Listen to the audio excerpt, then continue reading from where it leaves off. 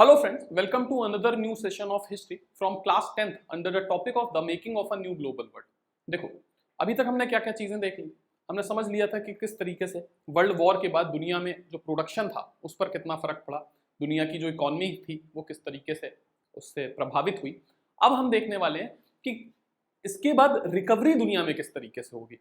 हमने देखा था कि वर्ल्ड वॉर के बाद एक इकोनॉमिक क्राइसिस जो पूरी दुनिया झेल रही थी उससे किस तरीके से रिकवर करना शुरू करेगी और फिर से जो प्रोडक्शन है वो मास स्केल पर कैसे पहुंचेगा, यानी बड़ी मात्रा में कैसे पहुंचेगा और कंजम्पशन भी बड़ी मात्रा तक कैसे पहुंचेगा। क्योंकि वर्ल्ड वॉर के बाद हम देखते हैं तुरंत बाद डिमांड चीजों की गिर गई थी क्योंकि सप्लाई बहुत ज्यादा थी उस हिसाब से, लेकिन फिर धीरे धीरे प्रोडक्शन बढ़ेगा और कंजम्पशन भी बढ़ना शुरू होगा। चलो तो समझने की कोशिश करते हैं कि यूएस में जो रिकवरी थी वो सबसे ज्यादा क्विकेस्ट थी, है ना। पूरी दुनिया में यूएस ने सबसे जल्दी वर्ल्ड वॉर के बाद रिकवर करना शुरू किया, जो नुकसान थे वर्ल्ड वॉर के उससे, है ना। हमने पिछली क्लासेस में देख ही लिया है कि किस तरीके से वर्ल्ड वॉर ने यूएस की इकोनॉमी को बूस्ट किया। बेसिकली यूएस की जो बैंकिंग सिस्टम था वो वर्ल्ड वॉर के दौरान बहुत तेजी से डेवलप किया। बैंकिंग सिस्टम के डेवलप होने का मतलब समझ रहे हो ना कि अर्थव्यवस्था में धीरे धीरे जो यूएस था उसकी होल्ड बनने लगी, और ये होल्ड आज तक इसी वजह से बनी हुई है। तुम देखते होगे कि यूएस में कोई क्राइसिस आता है वो पूरी दुनिया में फैल जाता है। क्यों? क्योंकि जो बैंकिंग सिस्टम यूएस का है वो आज भी सबसे मजबूत है ना। कुछ समय के बाद ही after a short period of economic trouble in the years after the war, the US economy resumed its strong growth in the early 90s 20s। ठीक है, तो इसके वॉर के तुरंत बाद ही 1920 के शुरुआती दशकों में यूएस ने अपनी जो इकोनॉमी थी उसको वापस से रिस्टोर कर लिया था। ठीक है, इसके अलावा एक और जो दूसरा इंपॉर्टेंट कैरेक्टरिस्टिक्स था यूएस की इकोनॉमी का 1920 के समय, वो ये था मास प्रोडक्शन, बड़ी मात्रा में प्रोडक्शन, उपज, है ना। ये किस वजह से होती थी समझने की कोशिश करते हैं। The move towards mass production had begun in the late 19th century but in the 1920s it became a characteristic feature of the industrial production in the US. इनका कहने का मतलब है कि यूएस ने जब मास प्रोडक्शन करने की कोशिश करी 19th सेंचुरी के उत्तरार्ध में, यानी कि अंतिम दौर में, 19वीं शताब्दी के अंतिम दौर में इन्होंने मास प्रोडक्शन करने की कोशिश तो करी, लेकिन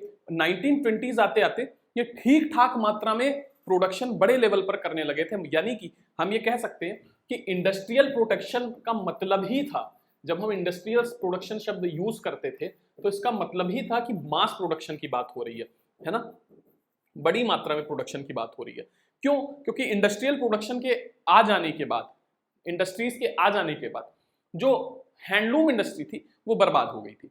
ठीक है, यानी हाथ से बनने वाले जो उद्योग थे उनकी जगह, क्योंकि इंडस्ट्रीज बहुत तेजी से चीजें बनाती थी और बड़ी मात्रा में बनाती थी, इस वजह से जो चीजें थी वो हाथ से बनने वाली चीजों से सस्ती थी। यानी कि इंडस्ट्रियल प्रोडक्शन का मतलब 1920s के आसपास क्या होने लगा था, इसका मतलब ही मास प्रोडक्शन होने लगा था। और ये धीरे धीरे यूएस की इकोनॉमी का एक बहुत ही इंपॉर्टेंट फीचर बन गया, इंपॉर्टेंट कैरेक्टरिस्टिक बन गया।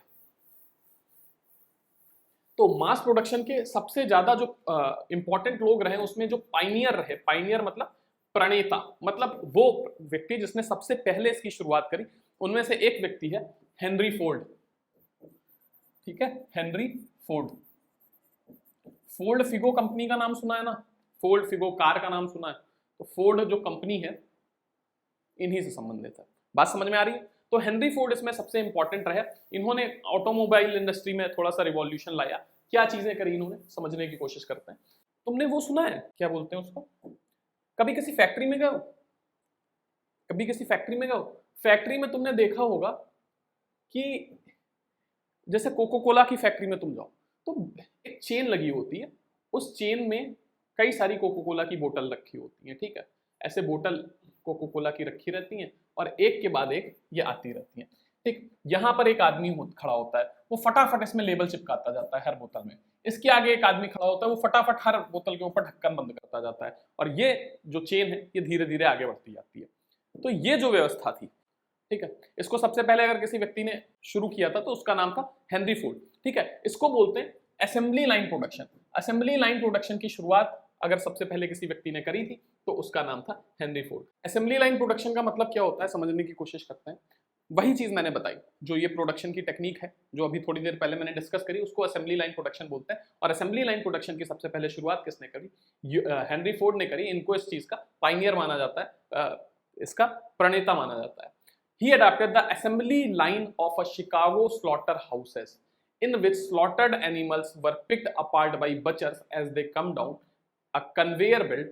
यानी कि इसमें जो स्लॉटर एनिमल होते थे, है ना, जो काटे गए एनिमल्स होते थे, वो एक ये जो चेन थी ना, इसको क्या, जिसमें मैंने कोका कोला की बोतल रख के तुम्हें दिखाई थी, इस चेन को कन्वेयर बेल्ट बोलते हैं। कन्वेयर बेल्ट जो अपने साथ साथ लेकर जाए, तो जो एनिमल्स होते थे उनको ये अपने साथ में कन्वेयर बेल्ट में लेकर के सीधे जाती थी। ठीक है, इसके बाद में ये कहां पर था, ये डिट्रॉइट में होता था। ठीक, ये सबसे पहले इन्होंने शुरू किया अपने कार प्लांट में। ठीक है, अब जहां पर ये कार बनाते थे उस जगह पर डिट्रॉइट में इन्होंने शुरू किया। इसके बाद इनको रियलाइज हुआ कि जो असेंबली लाइन मेथड है ना, ये जो असेंबली लाइन प्रोडक्शन का मेथड है, ये एक बहुत तेज तरीके के तौर पर विकसित होगा और ये सस्ता भी होगा। अगर हम व्हीकल बनाने के लिए, वाहन बनाने के लिए भी इसी प्रोडक्शन मेथड का इस्तेमाल कर दें तो कितना अच्छा होगा, है ना। और असेंबली लाइन प्रोडक्शन की वजह से वर्कर्स जो हैं उनके ऊपर फोर्स आएगा कि वो एक ही टास्क को रिपीट करते जाएं। अब देखो क्या होगा, जैसे कि ये यहां पर एक बेल्ट जा रही है, कन्वेयर बेल्ट जा रही है, और इसमें अलग अलग, या मान लेते हैं इसमें कार रखी है, ठीक है, और कार में ये असेंबली लाइन जा रही है और 2 मिनट के लिए रुकेगी और उतनी ही देर में इसमें वर्कर को दरवाजे लगाने हैं। ठीक है, यहां पर एक कार खड़ी है, ठीक है, सब काम हो चुका है, या उसमें पहिए लगा के बस नट बोल्ट टाइट कर देना है, जल्दी से बस ये काम इतनी देर में करना है जितनी देर के लिए 2-2 मिनट के लिए आके रुकेगी बस। ठीक है, तो अब इससे क्या होगा, वर्कर की जो एफिशिएंसी है वो तेजी से बढ़ती जाएगी, वो उसको 2 मिनट में लगा के करना ही करना है। ये बात समझ में आ रही है? तो इससे क्या है, ज्यादा कारें एक साथ निकलेंगी, है ना। तो इससे क्या है, कन्वेयर बेल्ट में रखने से असेंबली लाइन प्रोडक्शन की वजह से क्या होगा, जो वर्कर की एफिशिएंसी है वो ज्यादा बढ़ेगी, और जो ये तरीका है ये बहुत ही चीपर तरीका है। ठीक है, और बहुत तेजी से इसमें व्हीकल प्रोड्यूस होने लगेंगे, ऐसा हेनरी फोर्ड को रियलाइज हो चुका था।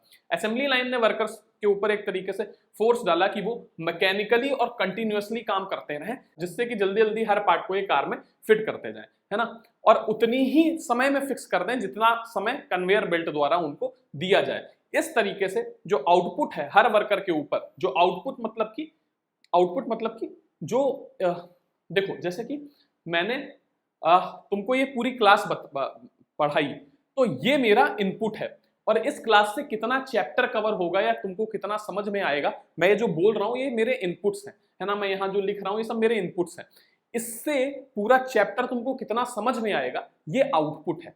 बात समझ में आ रही है? या तुम्हारे पापा ने इस क्लास के लिए कुछ फीस पे करी होगी, या स्कूल में फीस पे की जाती है, वो तुम्हारे पापा द्वारा लगाया जाने वाला इनपुट है, और उससे जो तुमको मिलता है वो तुम्हारा आउटपुट है। तो इसी तरीके से जो आउटपुट था वो वर्कर्स का द्वारा जो दिया जाने वाला आउटपुट था, यानी जो रिजल्ट था वो बढ़ता जाएगा, है ना। इससे आउटपुट बढ़ता जाएगा क्योंकि जो पेस ऑफ वर्क है, काम करने में लगने वाला समय है, वो घटता जाएगा, वर्कर तेजी से काम करता जाएगा। Standing in front of a conveyor belt, no worker could afford to delay the motions, take a break और even have a friendly word with the workmate. और इससे क्या होने लगेगा, किसी वर्कर के पास टाइम ही नहीं रहेगा कि वो किसी काम को धीरे करे, या फिर कुछ समय के लिए ब्रेक ले ले, या किसी वर्कमेट से बात भी करने की कोशिश करे। तुम कभी डालना YouTube के वीडियोस पे देखना, जहां पर असेंबली लाइन प्रोडक्शन होता है, हर वर्कर अपने अपने काम में बहुत ज्यादा एनग्रॉस्ड रहता है। जैसे कि कोई अगर हथौड़ी चला रहा है, कन्वेयर बेल्ट आ रही है, कोई चीज लेके हथौड़ी चला रहा है, तो बस हर व्यक्ति अपने अपने काम में लगा, क्योंकि टाइम ही नहीं है उसके पास बातचीत करने का, है ना। As a result, Henry Ford's car came off the assembly line at 3 minute in interval, a speed much faster than that achieved by previous method। ठीक है, तो अब हेनरी फोर्ड की एक कार बाहर आने लगी लगभग 3 मिनट के इंटरवल के बाद, और ये बहुत जल्दी काम होने लगा, इससे पहले इतनी जल्दी कोई काम होता ही नहीं था। The T model Ford was the world first mass produced car. तो सबसे पहली कार कौन सी थी जो इस तरीके से प्रोड्यूस करी गई थी? ये फोर्ड की टी मॉडल कारें थी, जो इतनी तेजी के साथ दुनिया में सबसे पहले प्रोड्यूस करी गई थी, है ना। These was the world's first mass produced car, है ना। आगे देखते हैं। At first workers at the Ford factory were unable to cope up with the, अब देखो ये नया टेक्निक है, जल्दी जल्दी काम करना है, किसी से बातचीत भी नहीं कर सकते, तो शुरुआत में दिक्कत हुई। ठीक है, फोर्ड फैक्ट्री के जो वर्कर थे इस नए तरीके के साथ कोप अप कर नहीं पाए, और वर्किंग के दौरान उनको स्ट्रेस बहुत ज्यादा बढ़ने लगा। ठीक है, क्योंकि किसी वर्कर से बात नहीं कर सकते हैं, जल्दी जल्दी काम करना है, अगर असेंबली कन्वेयर बेल्ट वहां से गुजर गई तो पिछला काम अधूरा रह गया, है ना। तो इससे इनके जो वर्क पेस है वो मैच हो नहीं पा रहा था। तो बड़ी संख्या में लोगों को लगने लगा कि ये प्रेशर डाला जा रहा है हमारे ऊपर काम करने का, तो बड़ी संख्या में लोग नौकरियां छोड़ने लगे। ठीक है, और एक ऐसी स्थिति बनी कि फोर्ड कंपनी में काम करने वाले लोग बहुत कम हो गए, लेकिन फोर्ड कंपनी इतना ज्यादा डेस्परेट थी है ना, इतना ज्यादा इस चीज के लिए उतावली थी कि उन्होंने डेली वेज जो उस समय दिया जाता था उसको $5 से बढ़ा दिया, है ना, डबल कर दिया, लगभग उस समय डबल करके $5 कर दिया जनवरी 1914 में। और इसी समय उन्होंने जो ट्रेड यूनियंस थे उनको बैन कर दिया। ट्रेड यूनियंस क्या है समझने की कोशिश करते हैं। देखो, जो जहां फैक्ट्रीज होती हैं वहां पर कुछ लोग होते हैं हायर पोस्ट पे यानी मैनेजेरियल लेवल पर, ठीक है, और कुछ होते हैं लोअर पोस्ट पे यानी वर्कर्स के लेवल पर, ठीक है। तो जो हायर लेवल के लोग होते हैं जनरली फैक्ट्री के मालिक होते हैं, फैक्ट्री के मालिकों के साथ इनके अच्छे संबंध रहते हैं, जो मैनेजरियल लेवल पर लोग हैं, ठीक है। इसके अलावा जो लोग वर्कर लेवल पर होते हैं इन लोगों के द्वारा उनके एक्सप्लॉइटेशन के चांसेस बढ़ जाते हैं। ऐसा माना जाता है कि ये गरीब है, कमजोर लोग हैं, तो फैक्ट्री इनका शोषण करेगी, है ना, इनका एक्सप्लॉइटेशन करेगी, इनसे ज्यादा काम कराएगी, इनको पगार कम देगी, मैनेजर्स इनको छुट्टी नहीं देंगे। तो इन सारी चीजों का ध्यान रखने के लिए ये सारे वर्कर्स मिलके एक ग्रुप बना लेते हैं और उस ग्रुप को बोलते हैं वर्कर्स ट्रेड यूनियन। क्यों? क्योंकि जो ये पूरा काम हो रहा है, हेनरी फोर्ड जितना पैसा कमा रहे हैं उस पैसे को कमाने के लिए जो कारें बन रही हैं उसमें सबसे ज्यादा योगदान वर्कर्स का है। तो आप जो ट्रेड कर रहे हैं उसमें सबसे ज्यादा योगदान वर्कर का है, तभी तो आप इतना पैसा कमा रहे हो। और अगर आप वर्कर का ध्यान ही नहीं रखोगे तो कैसे चलेगा। इसलिए सारे वर्कर्स मिलके एक यूनियन बना लेते हैं, अपना संगठन बना लेते हैं, ठीक है। और इस ट्रेड यूनियन में इलेक्शन के द्वारा हमेशा इनका यूनियन लीडर चुना जाता है। पुरानी फिल्मों में तुमने देखा होगा, है ना, इनका यूनियन लीडर होता है जो इनके अधिकारों के लिए लड़ता है। तो इसको बोलते हैं वर्कर्स ट्रेड यूनियन लीडर, ठीक है। ट्रेड यूनियन की मर्जी के साथ ही फैक्ट्री में हड़ताल होगी, वर्कर्स काम रोक देंगे या कुछ ऐसी चीजें होंगी। इनके जैसे किसी वर्कर का हाथ कट गया, पैर कट गया तो उसको मालिकों से मुआवजा दिलाना, ये सारा काम ट्रेड यूनियन का होता है, ठीक है। तो जब ये स्थिति बनी, जब हेनरी फोर्ड को सैलरी बढ़ानी पड़ी, इनका डेली वेज बढ़ाना पड़ा, उस समय फोर्ड ने एक और घोषणा कर दी कि भाई इसके बाद जितनी भी ट्रेड यूनियन संबंधित गतिविधियां हैं फैक्ट्री के अंदर उसको हम बैन कर देंगे, यानी हमारे प्लांट के अंदर ट्रेड यूनियन काम नहीं करेंगे। तो इससे क्या हुआ, इससे तो वर्कर्स को और काम पे नहीं आना चाहिए, क्योंकि उनका जो अधिकार है उनकी रक्षा करने वाला एक ही संगठन होता था, आप उसी को नहीं बनाने की परमिशन दे रहे हो। लेकिन नहीं, वर्कर बड़ी मात्रा में काम पर आए, क्योंकि उनका जो जितना पैसा था उतना पैसा कोई उस समय कंपनी देती नहीं थी, है ना। तो इस मात्रा में ये चीज, खैर ये प्लान इनका काम कर गया। Henry Ford recovered the higher wages by repeatedly speeding up the production and forcing workers to work ever harder. लेकिन तुम कहोगे सर जब इन्होंने वेजेस बढ़ा दिए, डेली वेजेस 2x कर दिए, डबल कर दिए, दोगुने कर दिए, तो इससे इनका नुकसान होगा। मैं कहूंगा बिल्कुल नुकसान होगा बेटा, या नुकसान होगा या यूं कह ले कि कम फायदा होगा, है ना, क्योंकि नुकसान पर तो कोई भी बिजनेसमैन बिजनेस नहीं करता, तो इनका कम फायदा होगा, बिल्कुल होगा। तो इस कम फायदे को फिर से पुराने लेवल पर ये कैसे लेकर के जाएंगे, ये ऐसे लेकर के जाएंगे कि धीरे धीरे कन्वेयर बेल्ट ही तो चल रही है, उसी में लगातार फिटिंग करनी है वर्कर्स को, धीरे धीरे स्लोली ग्रेजुअली उस कन्वेयर बेल्ट की स्पीड थोड़ा थोड़ा करके बढ़ाते रहेंगे। और जब कन्वेयर बेल्ट की स्पीड बढ़ती रहेगी तो वर्कर अपने काम करने की स्पीड भी बढ़ाते रहेंगे। लेकिन पहले ये लोग नौकरी छोड़ के चले गए थे, अब ये वर्कर्स नौकरी छोड़ के नहीं जाएंगे। क्यों? क्योंकि इतना पैसा और कोई दे नहीं रहा है। तो कन्वेयर बेल्ट की धीरे धीरे ये स्पीड बढ़ा देंगे, प्रोडक्शन लाइन की स्पीड बढ़ा देंगे, और इससे वर्कर्स पर फोर्स आएगा कि वो और तेजी के साथ काम करें, ठीक है।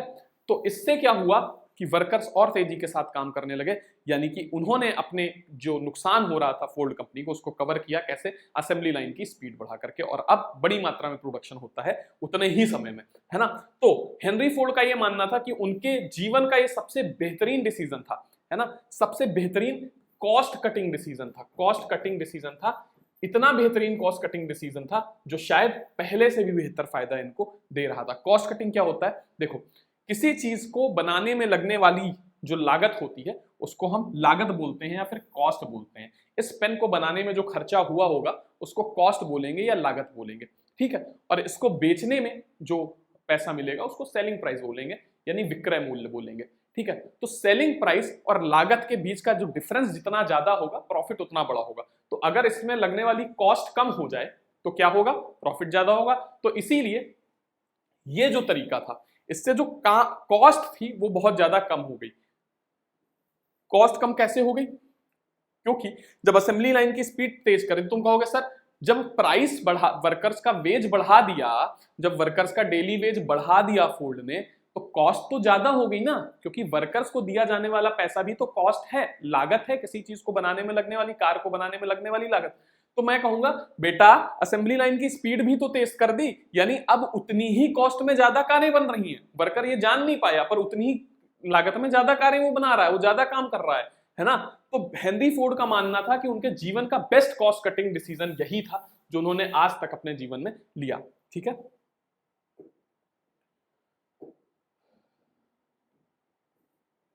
ठीक है। उसके बाद ये फोर्ड की जो इंडस्ट्रियल प्रैक्टिस थी, जिस तरीके से फोर्ड अपनी इंडस्ट्रीज में काम करते थे और करवाते थे, ये पूरी दुनिया में फैल गई और पूरी यूएस में फैल गई। यूएस की ज्यादातर कंपनीज इसी असेंबली लाइन प्रोडक्शन को फॉलो करने लगी। ठीक है, इसके बाद में ये असेंबली लाइन प्रोडक्शन यूरोप पहुंचा 1920s के आसपास, और यूरोप में भी इसी प्रोडक्शन मेथड को फॉलो किया गया। इस प्रोडक्शन मेथड से जो प्रोडक्शन था वो बहुत मास नंबर्स में होता था। ठीक है, और चूंकि ये जल्दी भी होता था, कम समय भी होता था, तो इससे जो कॉस्ट थी वो कम होने लगी। ठीक है, और जो चूंकि जब कॉस्ट कम होगी, मान लो ये पेन हमने 10 रुपए का खरीदा था, तो जाहिर सी बात है हम इसे 12 रुपए का बेचेंगे। ठीक है, तो 10 रुपए का पेन खरीदा, 12 रुपए का हमने भेजा, तो 2 रुपीज हमको प्रॉफिट हुआ। ठीक है, ठीक है। मान लेते हैं ये पेन 10 रुपए, मतलब 10 रुपए से बनाने में लगने वाली लागत ही तो है, तभी तो ये 12 का बिका। मान लेते हैं कि इस धीरे धीरे इसको हमने असेंबली लाइन प्रोडक्शन के थ्रू बनाया, तो इस पेन को बनाने में अब जो लागत थी वो 6 रुपए लगी। ठीक है, 6 रुपए। तो ये सीपी मतलब कॉस्ट प्राइस, और ये सेलिंग प्राइस है, और ये प्रॉफिट है। ठीक, तो जब 10 रुपए कॉस्ट प्राइस था, तब सेलिंग प्राइस 12 रुपए था और प्रॉफिट 2 रुपए था। ठीक है, तो अब असेंबली लाइन प्रोडक्शन लेने के बाद 6 रुपए में ये पेन बना, तो 6 रुपए में जब पेन बना तो हमने इसको 9 रुपए का बेचा। ठीक है, तो प्रॉफिट हमारा कितना हुआ? 3 रुपए हमारा प्रॉफिट हुआ। ठीक, यानी प्रॉफिट हमारा बढ़ गया। ठीक है, बेचने का मूल्य भी घट गया, कॉस्ट भी घट गई, इसको बनाने में लगने वाला पैसा घटा, और इसलिए पहले जितने का पेन बिकता था उससे कम रुपए में बिका, और लेकिन उसमें भी हमने प्रॉफिट ज्यादा ही कर लिया। तो बात समझ में आ रही है? जब 10 रुपए का पेन बनता था, 12 रुपए का बेचते थे, तो 2 रुपए का फायदा होता था, यानी जो वर्कर्स था वो जितने में खरीदता था महंगा पड़ता था, लेकिन जो कंज्यूमर था वो जितने में खरीदता था महंगा पड़ता था। यानी अब जब पेन 6 रुपए का बनेगा और 9 रुपए का बिकेगा, तो कस्टमर को तो सस्ता मिलेगा। ठीक है, लेकिन पेन को बनने में भी तो कीमत कम लग रही है, तो इसलिए प्रॉफिट भी वर्कर का, जो बेचने वाला व्यक्ति होगा, बिजनेसमैन होगा, उसका प्रॉफिट भी क्या होगा? ज्यादा होगा। ठीक है, तो कहने का मतलब ये कि इस समय जो मास प्रोडक्शन होने लगा था पूरी दुनिया में, इससे जो इंजीनियर्ड गुड्स थे या मशीन मेड गुड्स थे, इनकी जो कीमतें थी वो भी कम हुई और लागत भी कम हुई। लागत कम होगी तो कीमत कम होगी, जाहिर सी बात है। ठीक है, thanks to higher wages for more workers could now afford to purchase durable consumer goods such as car. ठीक है, और हमने देखा कि दुनिया ने जब यही मॉडल फॉलो किया, यानी फोर्ड ने क्या किया था भाई, वेजेस बढ़ा के असेंबली लाइन तेज कर दी थी, प्रोडक्ट तो वेजेस डबल कर रहे थे, असेंबली लाइन तेज कर दी, तो वर्कर ज्यादा मेहनत करने लगा था काम करने के लिए। ठीक है, पर पैसा भी तो उसको ज्यादा मिलने लगा था। तो ये जो बढ़े हुए वेजेस थे, उस समय दुनिया के वर्कर्स को ठीक ठाक पैसा मिल रहा था।